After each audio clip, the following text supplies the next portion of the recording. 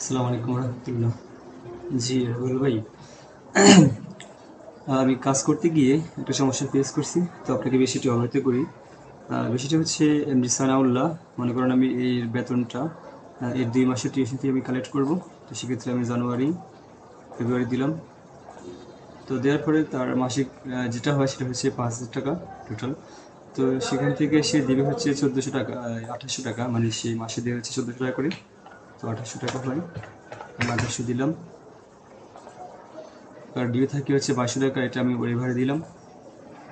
Due waiver 2200 টাকা, কারণ এটাই থাক,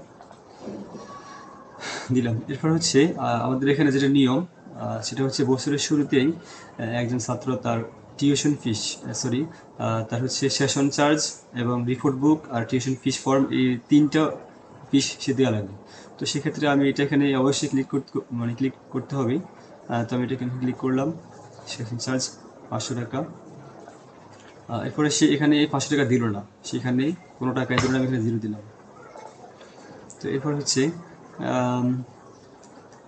টিউশন রিপোর্ট বুক, এটাও সে দিল ফার্স্ট টাইম 50 টাকা। তো এখানে সে কোনো টাকা দিল না, এটাও সে ডিউ ডাকলো, তো আমি এখানে ক্লোজ 0 দিলাম। এরপর টিউশন ফিস ফর্ম 20 টাকা, আমি এখানে সে কোনো টাকা দিল না, আমি এখানে 0 দিলাম। তো এখানে দেখা গেছে তার টিউশন ফিসটা শুধু পেড হবে, বাকি যেগুলো আছে সেগুলো ডিউ থাকবে।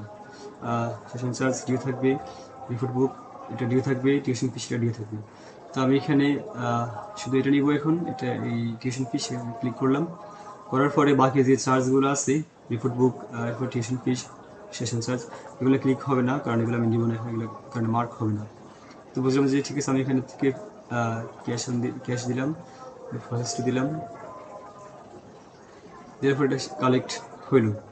হওয়ার পরে নেক্সট মান্থে বা নেক্সট সময় এই ছাত্র আবার টাকা, মানে টাকা দিবে, সে আবার টাকা জমা দিতে আসলো। তো আসার পরে আমি এক্ষেত্রে